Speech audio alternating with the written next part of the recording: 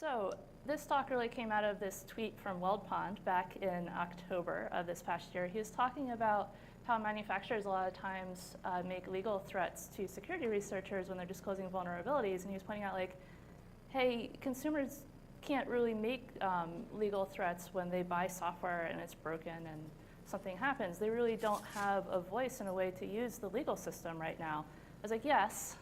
Having just gone through a few years of law school, I understand why, but it's kind of complicated. And I thought it might be interesting to sort of explain to people why that is. And there's a lot of talk these days about software product liability. Last year's Black Hat was a lot about it. It's kind of buzzy. And so I wanted to talk about the current state of it and why it might actually start changing, not just because a lot of people are talking about it, but because Internet of Things is going to change some stuff that affects the reasons why we haven't had software product liability so far. So let's start out by comparing two different situations. Let's say you go to Target and you buy a coffee maker and you bring it home, you plug it in, and something happens. The glass carafe has a flaw in it and it explodes and cuts your wrists, or it catches fire or something. In this instance, as a consumer, you might have medical bills, and you can go to the person who made your coffee maker, sue them in a court, and have them pay for your medical bills. This happens all the time with defective products. And then let's compare that to another consumer who buys a router. She brings it home and plugs it into her home office, and there's a flaw in the software on the router, and all of her information gets exposed. She goes through identity theft and so forth. This consumer does not really have any recourse under our system right now. She's also been harmed, but she can't bring a suit. Or she could, but it'll probably get tossed out of court pretty quickly. So why? What is the actual difference between these two situations? We have two consumers who are harmed by products that they've bought, and they're facing fundamentally different situations in the court. So to start with that, I need to explain to you a little bit about how the American legal system works. So generally, if there's an agreement between two people as a contract, this is super common in the software world. We have click wraps, we have EULAs, we have terms of service. And essentially how the American legal system works is that if you have a contract and something happens, any sort of damages or so forth are going to be governed by this contract. So basically, unless there is some really grievous physical harm, what happens in that contract gets governed by that contract. On the other hand, you might get harmed by someone who you don't have an agreement with. We have car accidents, maybe a roller coaster goes flying off of the track. We use tort law to address that. Tort law is for when someone out there who you are not in an existing agreement with hurts you, and that's how you have your medical bills paid for. And product liability law is a subset of tort law. It's the law that governs basically the purchases of products and if those products are defective. So let's think about what you need for a product liability suit in our legal system right now. You need more than what we call pure economic loss. You need a physical harm to the consumer, like that glass carafe exploded and cut your wrist or something, or you need property damage, maybe the coffee maker caught fire and it burned your kitchen. So now let's think about what happens with the Internet of Things. Software has always just been on our computers, and we've had buggy software, we've had problems caused by software, but it was not capable of causing any physical harm out in the real world. And this changes with IoT. We have software in fridges. If someone hacks into your fridge and raises the temperature of it, your food could go bad. It could cause you to get sick. We have software in drones. A drone could fall out of the sky and hurt you. This had been a really fundamental, there's this really fundamental shift in the sorts of ways that software is going to be interacting with the real world that changes one of the fundamental assumptions that we've always had about why there is no such thing as software product liability. So this is not actually the first time that software or that product liability might be changing. So I'm going to go all the way back to 1916. There's a very influential case that sort of developed the product liability as we know it today. It was called McPherson versus Buick. This guy went and he bought a car from a Buick dealership. It's 1916, so for whatever reason at the time they made wheels out of wood. And there was a flaw in one of his wooden wheels. He's driving down the road and the wood breaks. The car crashes, he's injured, and he goes back to his Buick dealer and he's like, hey, you know, there was a problem with that car that I bought from you and it injured me and I'd like you to pay my medical bills. And the dealer goes, okay, well sure there was a flaw, but that came from the person who built your car. All I did was sell it to you. So essentially, the guy who bought the car and the seller were what we call in the legal world in privity. They had an agreement. But the guy who bought the car was not in privity with the person who built the car, who was also the person who introduced the defect. And so the court said, oh, we have a problem. This guy was injured, and he can't have his medical bills paid for. And as a society at that time, they were moving away from everybody being a farmer, buying things in general stores, where you knew the person who was selling products to you, and they were shifting towards mass production, supply chains, and so forth. And the court recognized that this was a change, and they decided to allow the guy who bought the Buick to go recover from the person who built the defective product. And so they developed the idea of basically the ability to go have your medical bills or whatever paid for from anyone who had built a product or sold it to you anywhere up and down that chain. So in the courts, we recognize 3 different types of defects. These have all developed mostly since that 1916 case. We have manufacturing defect, which is probably what a lot of people think about when they think about defective products. That would be like that flaw in the glass of the coffee maker. This one instance of a product came off a factory line and there was a problem with it. We also have what we call a design defect. So maybe that coffee maker was built such that if it's on for more than 3 hours, it might overheat, it could catch fire, it could cause problems. And there's a little switch or something that the coffee maker manufacturer could have installed in the coffee maker, but chose not to. And so if it catches fire, the consumer can go into court and be like, hey, this is just a really poorly designed product. You probably should have put that switch in. It wouldn't have cost that much, and it would have eliminated the danger. And finally, we have failure to warn. Failure to warn is the reason why your McDonald's coffee cups say, warning, this is hot, and why there's stickers all over everything. So in that instance, maybe we can say the coffee maker has a tendency to overheat after 30 minutes, but we could just put a little sticker on it until the consumer, don't leave this on for more than 30 minutes. And so that will allow the consumer to be aware of this problem and take action to prevent it. So product liability is what we call strict liability, which is liability without fault. And this sort of feeds into the question of why can you go buy knives, but you can't buy lawn darts? If we think about it, these are both sharp objects that could injure you, and yet one is freely available in the American consumer market. And the reason is really risk-utility balancing, and that is also the reason why product liability is not really strict liability. So foreseeability and obvious dangers really play a big part in this. So an obvious danger like the knife, I can look at it and I can be like, yeah, I can see that this is something that could hurt me, but it's really useful. We need to be able to buy knives, or I go home and cook dinner and I'm gonna have a lot of problems preparing my dinner. Whereas lawn darts, they're fun, they're sharp, they're not super useful. Our society is kind of running without them right now. The foreseeability also plays into how you use a product. So if I buy a stepladder and I decide to do something really dumb and set it up in a rowboat, and I climb up on the stepladder in the rowboat and it collapses and I now broke my leg, if I go to the manufacturer and I'm like, hey, I was injured by your stepladder, they're gonna go, like in a rowboat, no, not gonna happen. Like that's completely not foreseeable, you were doing something dumb there. I could take a coffee maker, I could mount it on a drone because I want to be lazy and I want my coffee to come get delivered to me over on my sofa, and then someone hacks into the drone and causes it to sort of wobble in the air and it dumps the hot coffee on me. Like, that is a legit stupid thing to be doing. You are not going to recover under any sort of scheme. So some of the reasons why we have product liability really is that it serves an insurance function. Our society has decided to sort of push the burden of making products safe onto manufacturers rather than requiring every consumer to be their own consumers research sort of people and have to go investigate whether these products are safe. I can go to a Target, I can purchase a blender, and I'm not super concerned that this blender is really going to harm me because I have this reasonable expectation that if I buy this product and I use it in a fairly ordinary way, that it's going to be okay, it's not going to harm me. And this is something that might start changing with IoT. So the people who build blenders are totally used to building blenders. However, they are not really totally used to building software. We don't know right now how common it is for them to build blenders that can be upgraded. Do they have experience with accepting reports from the security community about vulnerabilities? Do they understand what sorts of features they should put in to be secure. There have been things with like IoT tea kettles that were leaking Wi-Fi credentials because they were just poorly designed from a software side.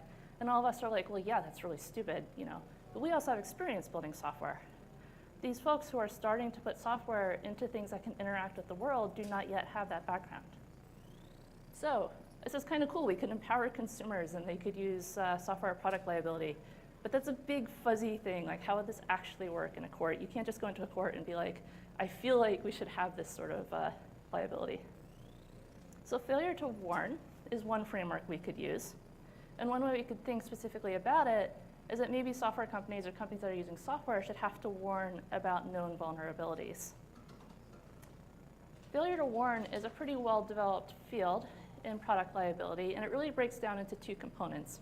One of them is the risk reduction warning, like if you're going to use this chainsaw, wear goggles. We could think about that in a software world by saying, hey, if you're going to run this particular software, make sure that you upgrade the Java it's running on. Go do these particular configuration settings so that it's a little bit safer for you. Or we have informed choice warnings. The informed choice warning is incredibly common in the pharmaceutical world. We tell the consumer there are these risks out there. They exist. I'm just going to let you know about them and you need to make your own risk calculation. So we can think about that in the software world. We could say, well, the software has maybe this vulnerability and we're going to tell you about it, and you need to make your own decision about whether it's important to your business to keep using this software, and maybe you can figure out in your network how to set it up and protect it. And one of the things we can think about is that failure to warn might provide incentives for better software development practices. We can think about encouraging the people who are making these internet-enabled smart fridges to design items that can get patched, following, for example, maybe the Open Web Application Security Project's top 10 if you're going to have like a web application for this sort of thing. We can talk about making it easy for researchers to disclose problems that they've found rather than having to force them to go through endless CS queues.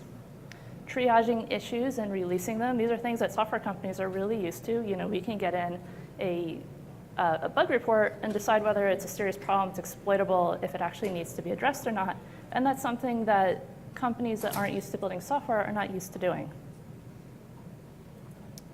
One part of failure to warn that we really should worry about if we're going to start thinking about this with vulnerabilities is warning overload.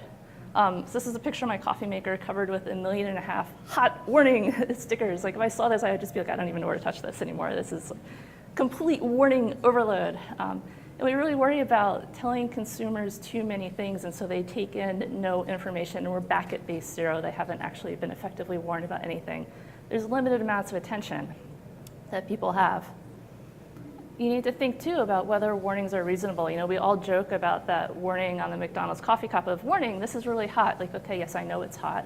Do I actually still even read it? Should I have been warned about something else? If we think that consumers have limited amounts of intelligence and we tell them 30 different things, but we bury the most important warning in number 30, is that really an effective warning? And one that particularly concerns me with software vulnerabilities is what if we have people warn about unpatched vulnerabilities? We got this report, we need to tell you about it, but we have no plans to patch. Is that just going to be a big like, hey, go reverse engineer this particular thing over here? So, obvious risks. I love this image. You might not be able to read it. It says, please make sure you have made the right decision. It's a little ducky that I can plug in. That is like the perfect warning. So in failure to warn, you should have known is completely obvious. If you notice your kitchen knives at home do not necessarily say warning sharp, because you guys should all know that knives are sharp.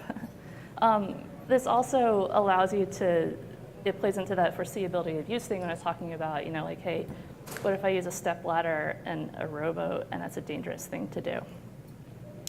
If you just have bad security practices, and that's the actual root cause of your harm, that's going to protect a software creator. So people freak out a lot when they hear about software product liability and open source. It turns out that we can analogize to some existing product liability doctrines.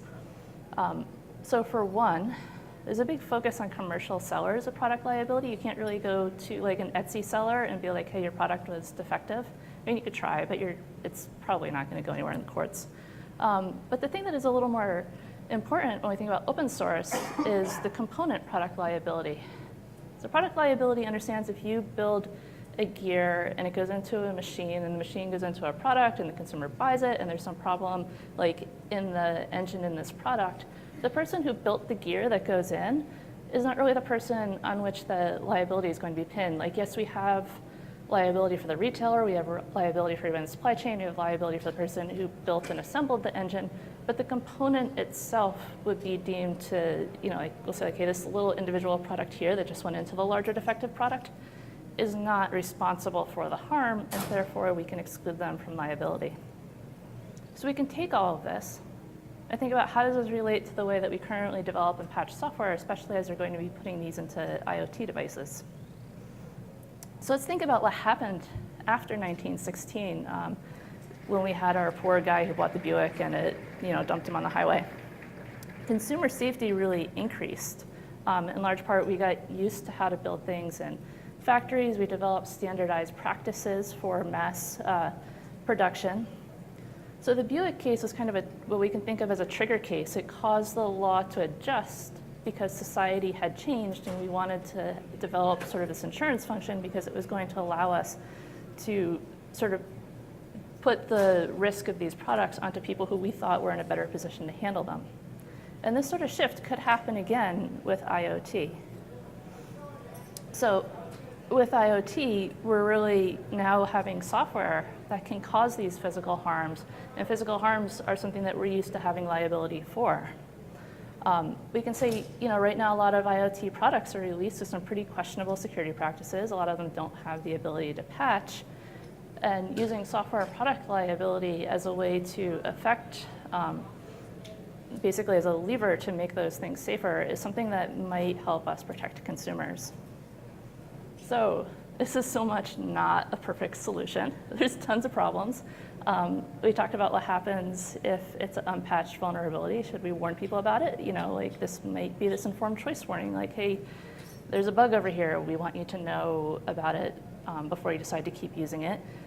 A lot of times you say software liability and people go, oh my God, innovation. We're really concerned about that. That's something that has really driven our industry to be the success that it is. And we don't want people in their garages or small companies to be burdened by this sort of scheme. We also, if we're going to warn about vulnerabilities, seriously need to worry about the warning overload fatigue. Anybody in this industry knows the number of security vulnerability announcements that are made and patches, and we joke about patch fatigue. This is actually a serious problem. So let's think about where do we go from here. We do not necessarily have this sort of liability, but we do have a standard set of practices that a lot of us agree on. You should be testing. There are guidelines out there on how to improve your software development lifecycle. People talk about using bug bounty programs.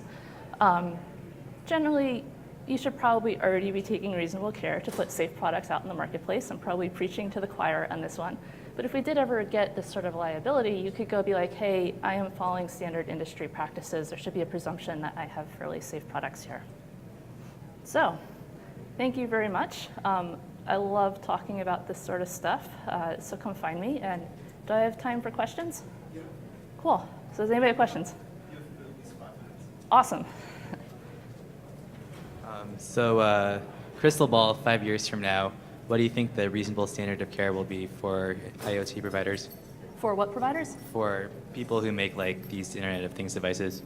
I think definitely, and I am a web developer, so most of my development experience comes from that, from working with middleware services, whatever. But things like being able to patch, alerting people about what vulnerabilities you have and what fixes are available, getting your stuff audited, doing code reviews, and following what's out there in the industry, like the Open Web Application Security Guidelines is sort of well agreed upon things that you should be checking for. Red teaming your products and so forth. I don't know specifically what they will be, but we're moving towards consensus for a lot of these things, and courts will look to that sort of thing and say, what does the industry think is fairly standard? Just curious, what's your take on the whole Tesla crash with, Oh. that kind of is a really interesting wrapper of software and, consumer products. So just curious. Yeah, I am not super familiar with the Tesla crash. I did literally just spend 3 months locked away with law books studying for the bar. But yeah, I mean, this is something where they need to be making sure that this is a safe product they put into the consumer hands. If a consumer gets something and can use it in a completely unexpected way and some harm happens, like, I'm not that concerned. If the consumer is using it in what would be a fairly normal, reasonable way and there's a bug and it causes a problem, that's where we would start looking and say, like, well, can we go say, this is a vulnerability, this is the sort of thing that liability would help protect the consumer for. But it's hard.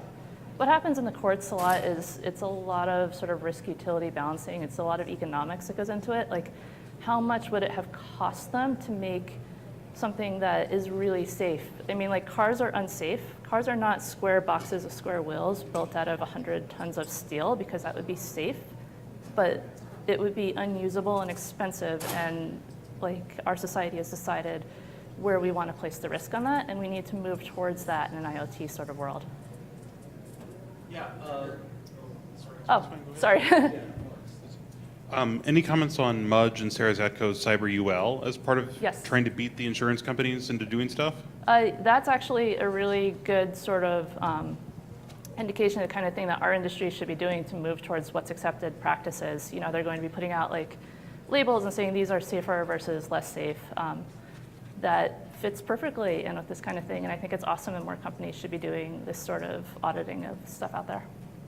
Yeah, I was wondering, would it wash if a company said, warning, this product uses a default username or a default admin username and password combination? Please do not expose to public internets? FYI, we're doing something stupid. It's sad to say that actually does work a lot of times, but on the other hand, we don't have lawn darts. What happens is you'll have these outlier court cases that will say yes, and outlier court cases that say no, and then the way the law works in the US is it kind of builds towards this consensus, and that kind of happens, as juries, who are the ones who decide this, sort of move towards it. So I could buy time by saying, warning, we're doing something incredibly stupid. You're aware of it, you took on the risk. Courts do actually recognize that sort of thing. So, will lawn darts ever make a comeback? IoT lawn darts. There you go. Wi-Fi lawn darts? Okay. It could. I mean, so New Jersey actually outlawed swimming pools as being completely unreasonably dangerous in about the 1970s, and you can buy swimming pools and install them in New Jersey, so courts realized their failure. Do we have any more questions?